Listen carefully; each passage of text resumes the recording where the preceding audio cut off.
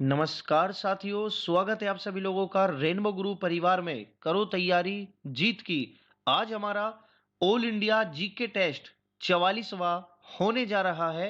वक्त हो गया है। बिल्कुल सभी विद्यार्थी जल्दी से तैयार हो जाइए।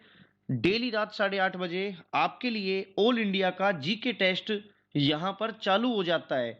सभी विद्यार्थियों का हार्दिक स्वागत है। सभी को गुड इवनिंग। सभी को मेरा नमस्कार। आइए मैं शुरू करता हूं आज का टेस्ट। इसका सवाल नंबर पहला स्क्रीन पर लग चुका है। सभी विद्यार्थी जो जो जुड़ चुका है सभी अपना उत्तर देना शुरू करिएगा। सभी अपना सही जवाब कमेंट बॉक्स में टाइप करिएगा। सवाल नंबर पहला, कटहल यानी कि जैक फ्रूट का वैज्ञानिक नाम क्या है? कटहल यानी जैक फ्रूट का वैज्ञानिक नाम क्या है? आर्टोकार्पस, हेट्रोफाइलस, एलियम सेपा, पाइरस मोलस या मैग्नीफेरस इंडिका। चार ऑप्शन आपको दिए गए हैं। कटहल सभी ने खाया होगा। कटहल का पेड़ ऐसा होता है जैसा कि बरगद का पेड़ आपने देखा हो, बिल्कुल सेम टू सेम इतना बड़ा होता है। कटहल का पेड़ भी बहुत बड़ा होता है, वृक्ष होता है काफी बड़ा। तो कटहल जैक फ्रूट का वैज्ञानिक नाम क्या है? आर्टोकार्पस हेट्रोफाइलस, यानी ए ऑप्शन बिल्कुल सही हो जाता है यहां पर। जिसने ए बताया बिल्कुल करेक्ट है। और आम का वैज्ञानिक नाम क्या है? मैग्नीफेरस इंडिका। डी ऑप्शन है मैं उसका, अगर आम का वैज्ञानिक नाम पूछे तो डी ऑप्शन है मैग्नीफेरस इंडिका। और कटहल का आर्टोकार्पस हेट्रोफाइलस ए ऑप्शन है इस सवाल का सही जवाब। आइए सवाल नंबर 2 की ओर। भारत में कहीं भी किसी भी मामले को स्थानांतरित करने का अधिकार किसे प्राप्त है? कहीं भी किसी भी मामले को स्थानांतरित करने का अधिकार किसे प्राप्त है? सुप्रीम कोर्ट, उच्च न्यायालय, स्थानीय न्यायालय या फिर पंचायत? बताइए। कहीं भी किसी भी मामले को स्थानांतरित ट्रांसफर करने का अधिकार किसे प्राप्त है? तो बिल्कुल सुप्रीम कोर्ट को प्राप्त है। ए ऑप्शन बिल्कुल सही हो जाएगा, सर्वोच्च न्यायालय को प्राप्त है। ए ऑप्शन इसका बिल्कुल सही है। आइए सवाल नंबर 3 की ओर। कीटों के अध्ययन को निम्न में से किस रूप में जाना जाता है? कीटों के अध्ययन को निम्न में से किस रूप में जाना जाता है? ज्योतिष, भूविज्ञान, एमोटोलॉजी या एंटोमोलॉजी? जल्दी से बताइए कमेंट करके सही जवाब क्या होगा। कीटों का अध्ययन यानी जो कीड़े मकोड़े होते हैं, कीटों का अध्ययन किस नाम से जाना जाता है? जल्दी जल्दी सही जवाब दीजिए। तो डी ऑप्शन इसका बिल्कुल करेक्ट हो जाता है बेटा, एंटोमोलॉजी। क्या हो जाता है इसका सही जवाब? Entomology is the branch of science. ठीक है बच्चे, जो कीटों का अध्ययन करती है, इंसेक्ट्स की स्टडी करती है, कीड़े मकोड़ों का अध्ययन करती है। सवाल नंबर 4, उस नहर का नाम क्या है जो प्रशांत महासागर को अटलांटिक महासागर से जोड़ती है? ये नहर का नाम बताना है और 1914 में इसे शुरू किया गया। बताओ कौन सी नहर है जो प्रशांत महासागर को अटलांटिक महासागर से जोड़ती है? स्वेज नहर, कील नहर, पनामा नहर या सू नहर? उस नहर का नाम बताइए। प्रशांत महासागर को अटलांटिक महासागर से जो जोड़ती है। काफी इंपॉर्टेंट सवाल है। जल्दी से इसका सही जवाब कमेंट करिए और लाइक कर दीजिए क्लास को। जो जो विद्यार्थी हमारी लाइव क्लास के साथ जुड़ चुका है, डेली रात 8:30 बजे टेस्ट होता है। सभी विद्यार्थी सादर आमंत्रित है। डेली अपना टेस्ट लगाया करो जीके का। तो इस सवाल का करेक्ट आंसर आपका पनामा नहर हो जाएगा। उस नहर का क्या नाम है? पनामा नहर, जो प्रशांत महासागर को अटलांटिक महासागर से जोड़ती है। चलिए सवाल नंबर 5 की ओर। निम्नलिखित में से कौन क्षेत्रीय ग्रामीण बैंकों को प्रायोजित करता है? बताइए कौन क्षेत्रीय ग्रामीण बैंकों को प्रायोजित करता है? सहकारी बैंक, विदेशी बैंक, भारतीय रिजर्व बैंक या राष्ट्रीय वाणिज्यिक बैंक? सही सही जवाब अपना कमेंट करिएगा। सही सही जवाब बताइएगा।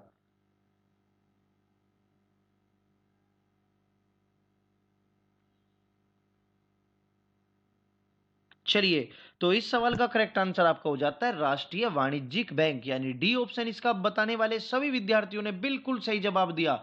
डी ऑप्शन सही है। आइए सवाल नंबर 6, तराइन का युद्ध किस किस के बीच लड़ा गया? एक सवाल आपका जरूर मिलेगा ऐसा।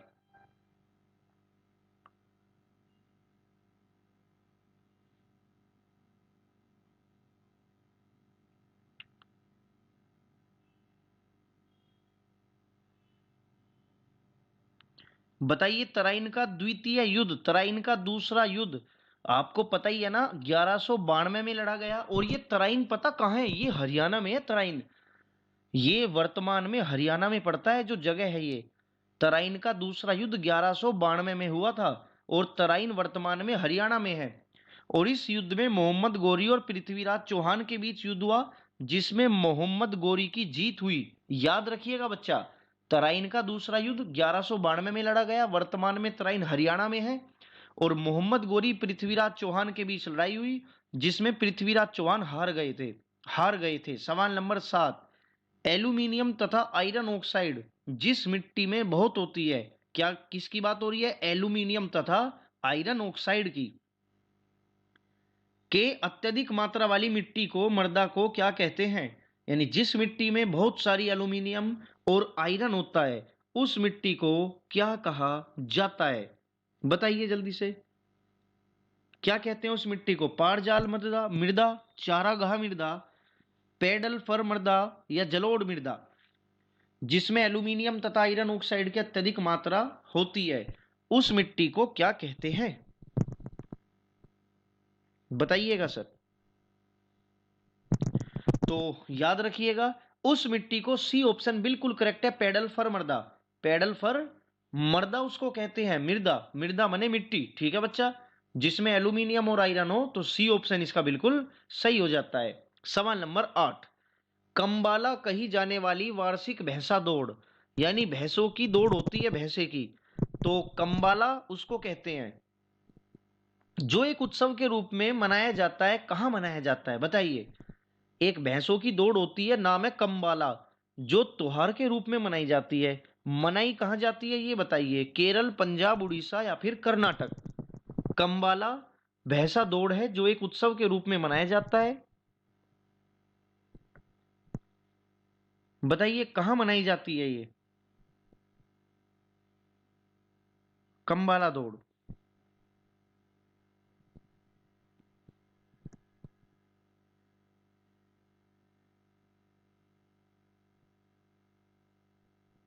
तो बिल्कुल इस सवाल का करेक्ट आंसर आपका कर्नाटक हो जाएगा। क्या हो जाएगा? देखो, कैसे कंबाला और कैसे कर्नाटक याद रखिएगा। क्या याद रखेंगे? कैसे कंबाला और कैसे कर्नाटक याद रखेगा। ठीक है बच्चा, क्लियर है बात? चलिए, तो कंबाला कहाँ एक भैंसे की दौड़ होती है? कर्नाटक में। सभी विद्यार्थी क्लास को लाइक कर दीजिए। जो जो हमारी क्लास के साथ जुड़ चुका है सभी का हार्दिक स्वागत है। आइए सवाल नंबर 9 की ओर। कौन सा सूक्ष्म जीव पोलियो तथा चेचक जैसी गंभीर बीमारियों का कारक है? कौन सा सूक्ष्म जीव है जो पोलियो तथा चेचक जैसी गंभीर बीमारियों का कारक है? बैक्टीरिया, प्रोटोजोआ, शैवाल या फिर विषाणु? जल्दी बताइए क्या है इस सवाल का सही जवाब?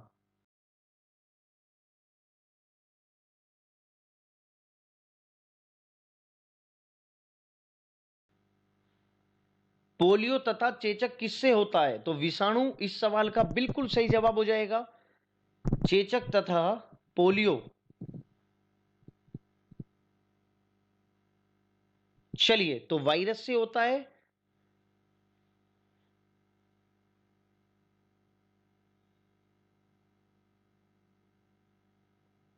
चलिएगा, विषाणु इस सवाल का बिल्कुल करेक्ट आंसर हो जाता है आपका। आगे बढ़ते हैं हम सवाल नंबर 10 की ओर। निम्नलिखित में से कौन सा एक संशोधन बटन है, यानी मॉडिफायर की?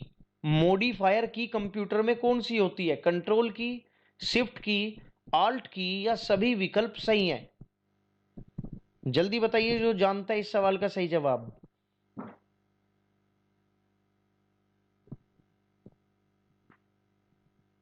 बिल्कुल इस सवाल का करेक्ट आंसर टाइप करिए जल्दी। कौन सा एक संशोधन बटन है? कंट्रोल, शिफ्ट, आल्ट या सभी? तो बिल्कुल ये सारे के सारे बटन आपके संशोधन बटन कहलाते हैं। ये सारे के सारे बटन क्या कहलाते हैं बच्चा? संशोधन बटन कहलाते हैं। आइए सवाल नंबर 11 की ओर। झूलती हुई मीनार वाली एक मस्जिद भारत के किस शहर में स्थित है? बताइए जल्दी। झूलती हुई मीनार वाली एक मस्जिद भारत के किस शहर में वर्तमान में स्थित है? कानपुर, जयपुर, रांची, अहमदाबाद। कानपुर, जयपुर, रांची, अहमदाबाद। झूलती मीनार वाली एक मस्जिद किस शहर में है? सभी लोग जल्दी जल्दी कमेंट करिएगा भाई। क्लास को लाइक कर दीजिए। जिसने अभी तक चैनल ना सब्सक्राइब किया हो चैनल को सब्सक्राइब कर लीजिए और डेली रात 8:30 बजे अपना जीके का टेस्ट देने आ जाया करो। तो अहमदाबाद में है झूलती हुई मीनार। याद रखिएगा, झूलती हुई मीनार वाली एक मस्जिद है, ये अहमदाबाद में स्थित है। ठीक है बच्चे, और ये सीदी बशीर मस्जिद के नाम से जानी जाती है। इस मस्जिद का नाम क्या है? सीदी बशीर मस्जिद। ठीक है बच्चा, याद रखिएगा, झूलती मीनार है इस मस्जिद में। ठीक, कहां पे है? अहमदाबाद में, यानी गुजरात में। सीदी बशीर मस्जिद का नाम है। आइए सवाल नंबर 12। The world outside my window. The world outside my window किस लेखक द्वारा लिखी गई है? बताओ जल्दी।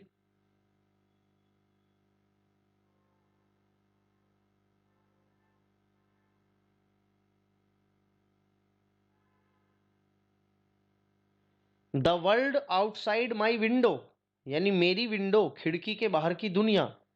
The world outside my window किस लेखक द्वारा लिखी गई है? Ruskin Bond, Henry Fielding, JK Rowling या अरविंद अडिगा?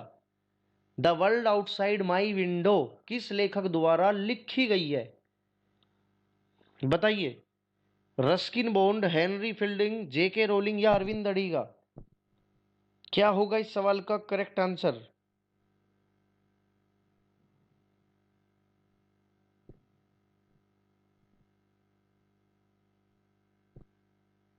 चलिए, तो the world outside my window पुस्तक के लेखक कौन है बच्चे? रस्किन बॉन्ड है। ए ऑप्शन इसका बिल्कुल करेक्ट है, रस्किन बॉन्ड। आइए सवाल नंबर 13 की ओर। ओजोन ऑक्सीजन का क्या है? बताइए। ओजोन ऑक्सीजन का है समभारिक, समस्थानिक, सम न्यूट्रॉनिक या अपरूप? ओजोन ऑक्सीजन का क्या है? कमेंट करके सही अपना जवाब दीजिए जल्दी से। सही जवाब टाइप करिएगा।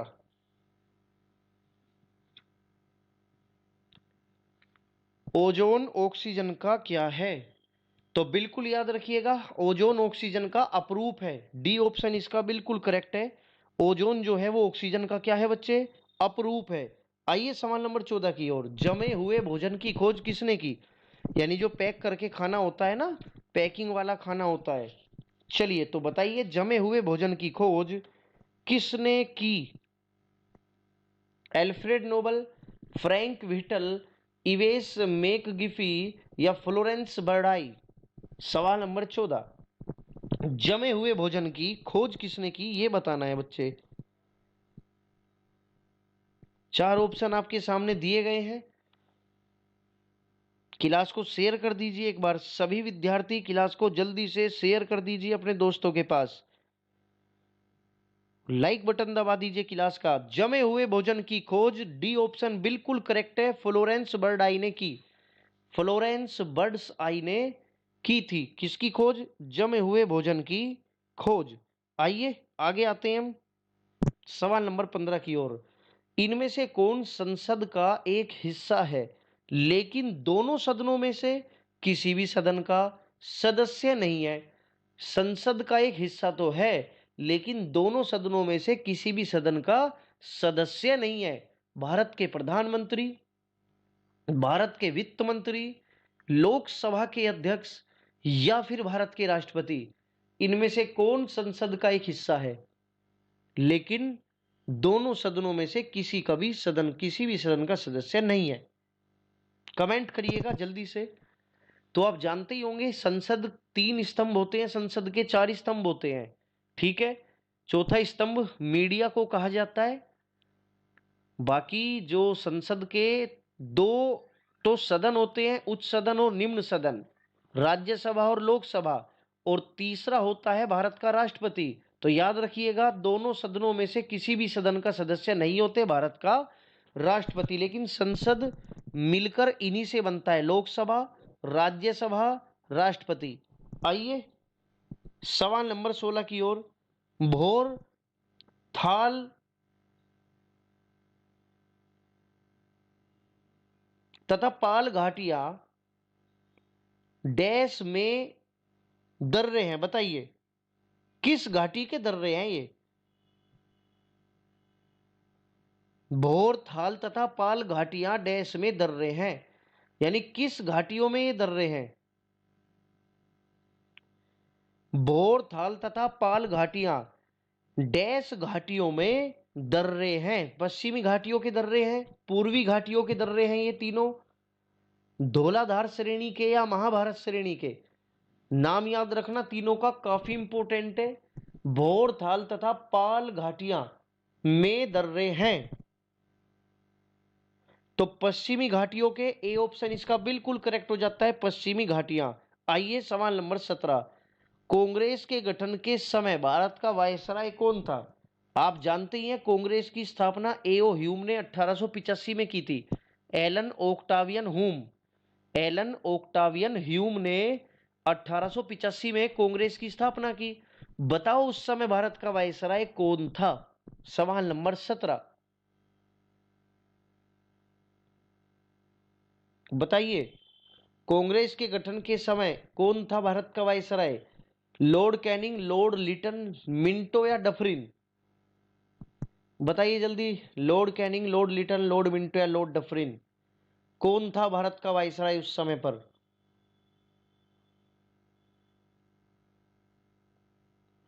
तो बिल्कुल इस सवाल का करेक्ट आंसर लॉर्ड डफरिन हो जाएगा। डी ऑप्शन इसका बिल्कुल सही है, लॉर्ड डफरिन। आइए सवाल नंबर 18 की ओर। तमिलनाडु के तट,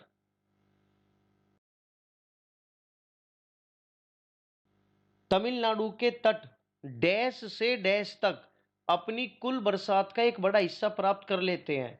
बताइए तमिलनाडु का जो तट है समुद्र का, सबसे बड़ी ज्यादा बरसात किस किस महीने में होती है। मार्च से जून तक, जून से सितंबर तक, अक्टूबर से नवंबर तक या नवंबर से फरवरी तक। बताइए तमिलनाडु के तट की बात।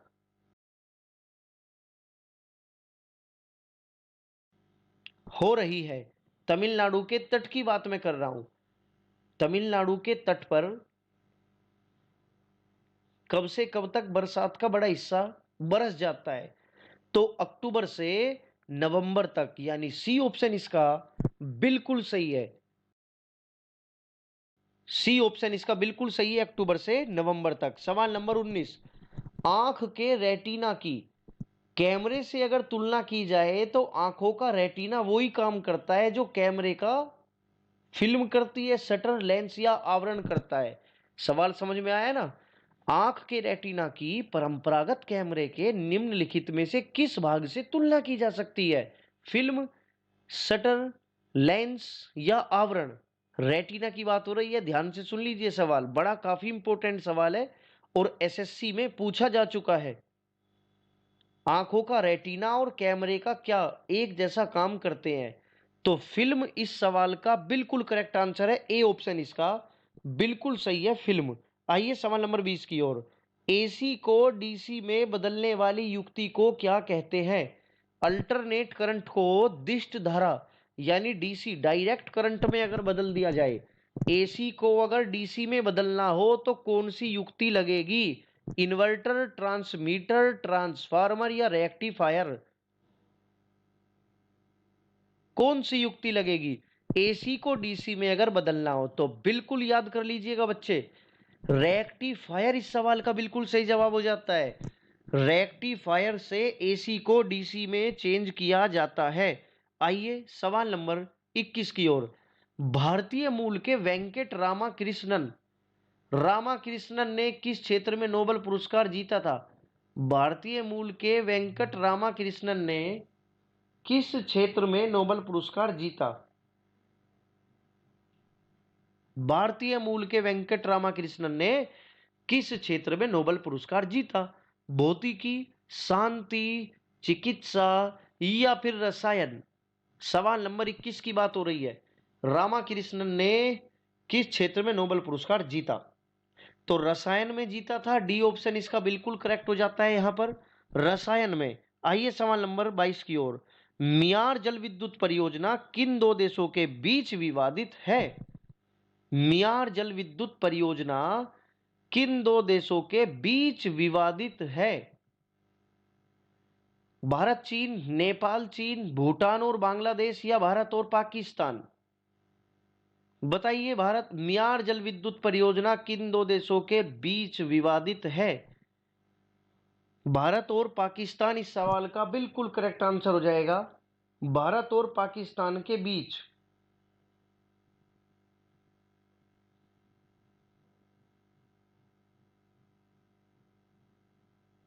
भारत और पाकिस्तान के बीच स्थित है, ठीक, विवादित है, सॉरी, मियार जल विद्युत परियोजना भारत और पाकिस्तान के बीच विवादित है।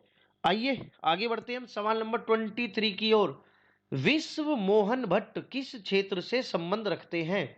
विश्व मोहन भट्ट राजनीति से, संगीत से, चित्रकला से, या मूर्ति कला से? विश्व मोहन भट्ट किस क्षेत्र से संबंधित है? जल्दी बताइए, सवाल नंबर 23 का सही जवाब क्या होगा? विश्व मोहन भट्ट किस क्षेत्र से संबंधित है? आज हमारा जीके का ऑल इंडिया टेस्ट नंबर 44 है। डेली रात 8:30 बजे चलता है। केवल 40 मिनट का टेस्ट होता है। डेली 40 सवाल जीके के आपको यहां पर मिल जाते हैं। तो विश्व मोहन भट्ट संगीत से संबंधित है, यानी कि इसका बी ऑप्शन बिल्कुल करेक्ट है, संगीत। आइए सवाल नंबर 24। 1.5 मीटर लंबे व्यक्ति को 1.5 मीटर लंबे व्यक्ति को अपना संपूर्ण प्रतिबिंब देखने के लिए आवश्यक दर्पण की न्यूनतम लंबाई होगी।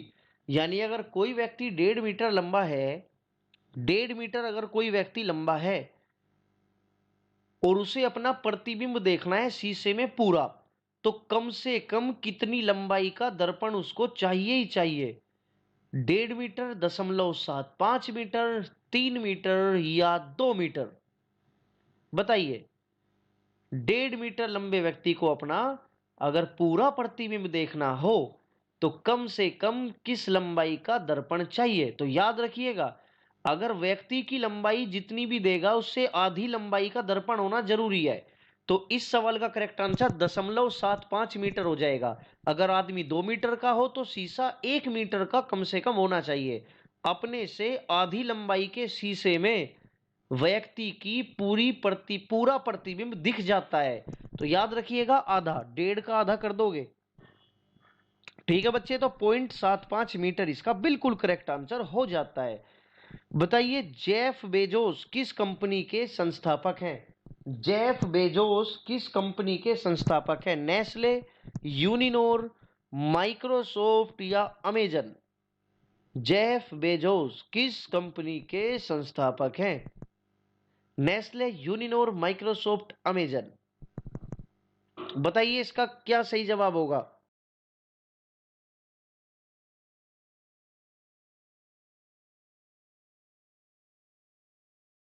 तो इस सवाल का करेक्ट आंसर हो जाएगा अमेजन। जेफ बेजोस का किस कंपनी के संस्थापक है? अमेजन के। अमेजन के। आइए सवाल नंबर 26 की ओर। जल्दी जल्दी अब अपना टेस्ट समाप्त करेंगे। C-17 ग्लोब मास्टर क्या है? C-17 ग्लोब मास्टर क्या है? युद्धक विमान, युद्धपोत, मालवाहक पोत, या फिर मालवाहक विमान? C-17 ग्लोब मास्टर क्या है? बताइएगा। C-17 ग्लोब मास्टर क्या है?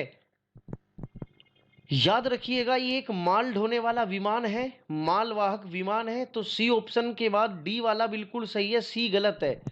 C-17 मालवाहक विमान है, मालवाहक विमान है। आइए सवाल नंबर 27 की ओर।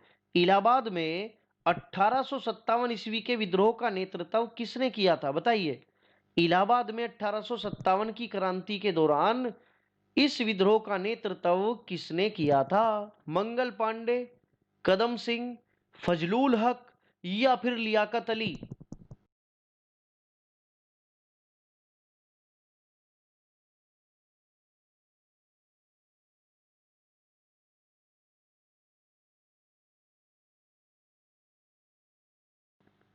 तो भाई इलाहाबाद में 1857 ईस्वी का विद्रोह का नेतृत्व लियाकत अली ने नहीं संभाला।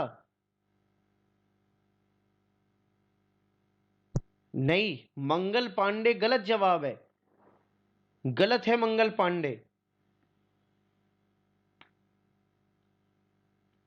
चलिए मैं बता देता हूं इस सवाल का करेक्ट आंसर, बिल्कुल इसका लियाकत अली बिल्कुल करेक्ट आंसर हो जाएगा। इलाहाबाद में नेतृत्व लियाकत अली के द्वारा किया गया। आइए सवाल नंबर 28 की ओर। उत्तर प्रदेश की सबसे ऊंची चोटी कौन सी है? थोड़े दिन पहले भी क्लास में सवाल मैं बता चुका हूं। उत्तर प्रदेश की सबसे ऊंची चोटी है गीगर शिखर, रानी मुख शिखर, सिंह मुख शिखर या अमसोट शिखर। बताइए कौन सी है उत्तर प्रदेश की सबसे ऊंची चोटी?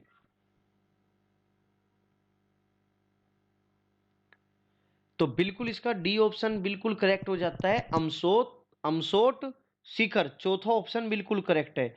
बताओ गुआम द्वीप कहां है? गुआम द्वीप, सवाल नंबर 29। गुआम द्वीप कहां पर स्थित है? अटलांटिक महासागर में, हिंद महासागर में, आर्कटिक महासागर में या प्रशांत महासागर में? गुआम द्वीप कहां पर स्थित है? गुआम द्वीप की बात कर रहा हूं मैं, बताइए गुआम द्वीप कहां है? अटलांटिक महासागर, हिंद महासागर, आर्कटिक महासागर या प्रशांत महासागर? तो सभी याद रखिएगा प्रशांत महासागर में स्थित है। सी ऑप्शन इसका बिल्कुल करेक्ट है। सॉरी, डी ऑप्शन चौथा ऑप्शन है वो सी सी लिख दिया, कोई दिक्कत नहीं है। प्रशांत महासागर यानी चौथा ऑप्शन बिल्कुल करेक्ट है। सवाल नंबर 30। कार्ल मार्क्स का जन्म किस देश में हुआ था? कार्ल मार्क्स का जन्म किस देश में हुआ था? इटली, जर्मनी, रूस, ऑस्ट्रिया। कार्ल मार्क्स का जन्म किस देश में हुआ? इटली, जर्मनी, रूस, ऑस्ट्रेलिया। कार्ल मार्क्स का जन्म किस देश में हुआ? तो याद रखिएगा कार्ल मार्क्स का जन्म आपका जर्मनी में हुआ। इस सवाल का करेक्ट आंसर बी हो जाएगा, जर्मनी। आइए सवाल नंबर 31 की ओर। निम्न में से किसने राष्ट्रीय कांग्रेस को भीख मांगने की संस्था कहा था? किसने कांग्रेस को भीख मांगने की संस्था कहा था? महात्मा गांधी, गोपाल कृष्ण गोखले, बाल गंगाधर तिलक या एनी बेसेंट?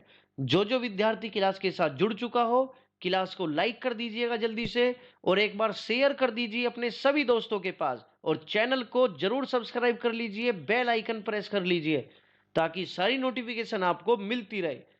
तो किसने कांग्रेस को या राष्ट्रीय कांग्रेस को भीख मांगने की संस्था कहा था? तो बिल्कुल याद रखिएगा बाल गंगाधर तिलक ने।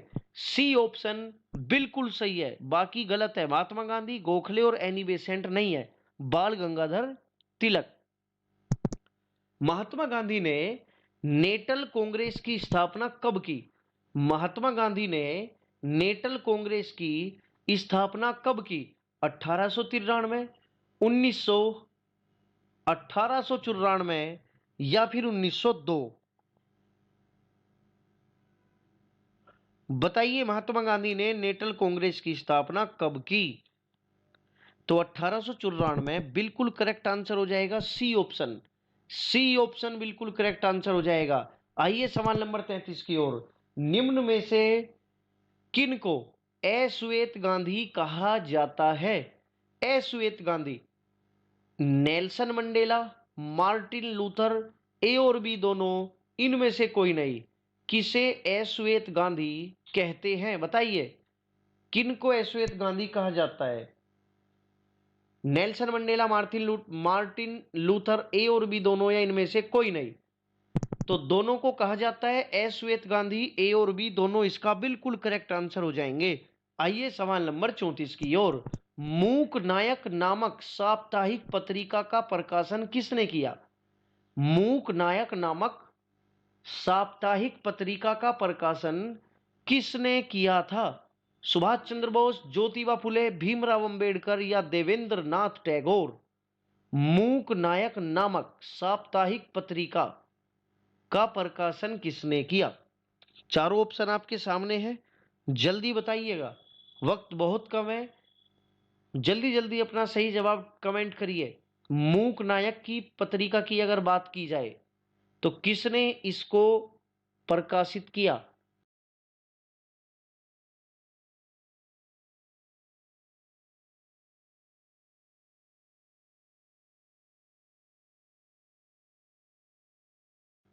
भीमराव अंबेडकर इस सवाल का बिल्कुल सही जवाब है। भीमराव अंबेडकर ने प्रकाशित किया।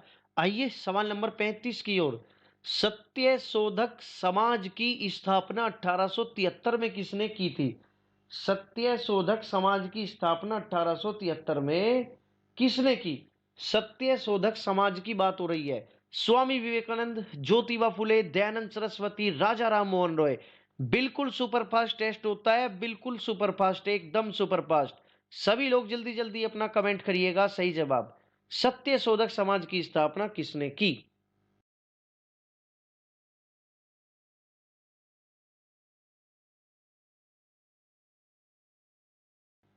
तो ज्योतिबा फुले इस सवाल का बिल्कुल करेक्ट आंसर है। बी ऑप्शन इसका बिल्कुल सही है। आइए सवाल नंबर 36 की ओर। निम्न में से किसे बंगाल केसरी कहा जाता है? बंगाल केसरी किसे कहा जाता है? जयप्रकाश नारायण, दादा भाई नौरोजी, बाल गंगाधर तिलक, आशुतोष मुखर्जी। बंगाल केसरी किसे कहा जाता है? चार ऑप्शन सामने है, जल्दी से कमेंट करके बताइए किसे बंगाल केसरी कहते हैं। आशुतोष मुखर्जी, बिल्कुल इसका करेक्ट आंसर आशुतोष मुखर्जी हो जाएगा। डी ऑप्शन इसका बिल्कुल सही है, आशुतोष मुखर्जी। सवाल नंबर 37। कौन से मुगल बादशाह ने अमृतसर के निर्माण के लिए जमीन दी थी? बताइए किसने दी थी जमीन? अमृतसर की स्थापना जिस जमीन पर की गई थी वो जमीन किस मुगल बादशाह ने दी थी? जहांगीर, अकबर, शाहजहां, हुमायूं। जहांगीर ने, अकबर ने, शाहजहां ने या फिर हुमायूं ने? किसने वो जमीन दी? बताइए किसने दी थी जमीन? बिल्कुल इस सवाल का करेक्ट आंसर जहांगीर हो जाएगा। जहांगीर ने जमीन दी थी अमृतसर के।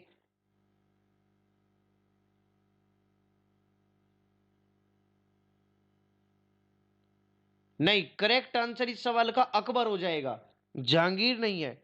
इस सवाल का करेक्ट आंसर आपका अकबर हो जाएगा। अकबर ने जमीन दी थी, याद रखिएगा, अकबर ने जमीन दी थी। सवाल नंबर 38 की ओर। अंग्रेजों को भारत में पहली फैक्ट्री लगाने की अनुमति किस मुगल शासक ने दी थी? अंग्रेजों को पहली बार फैक्ट्री लगाने की अनुमति किसने दी थी? जहांगीर, औरंगजेब, अकबर या शाहजहां? जहांगीर, औरंगजेब, अकबर, शाहजहां।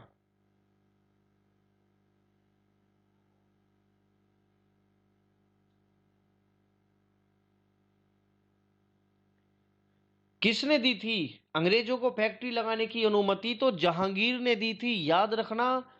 जहां चाहो वहां फैक्ट्री लगा लो, ऐसे से जहांगीर याद रखना। जहां चाहो फैक्ट्री लगा लो, ठीक है, जहांगीर, जहां चाहो फैक्ट्री लगा लो। ओके, याद रखेंगे ना। अकबर ने जमीन दी थी, जहांगीर ने फैक्ट्री लगाने की अनुमति दी थी। आइए आगे बढ़ते हैं हम सवाल नंबर 39 की ओर। अंग्रेजों द्वारा कलकत्ता में कौन सा किला बनाया गया था? अंग्रेजों द्वारा कोलकाता में निर्मित दुर्ग, दुर्ग मने किला, निर्मित मने बनाया, कौन सा किला बनाया था? Fort St David, Fort St Andrew, Fort William या फोर्ट विक्टोरिया? अंग्रेजों ने कलकत्ता में कौन सा किला बनाया था? तो याद रखिएगा, अंग्रेजों ने कलकत्ता में फोर्ट विलियम बनाया। क्या बनाया बच्चे? अंग्रेजों ने कलकत्ता में क्या बनाया था? फोर्ट विलियम किला बनाया था, फोर्ट विलियम। चलिए बढ़ते हैं सवाल नंबर 40 की ओर।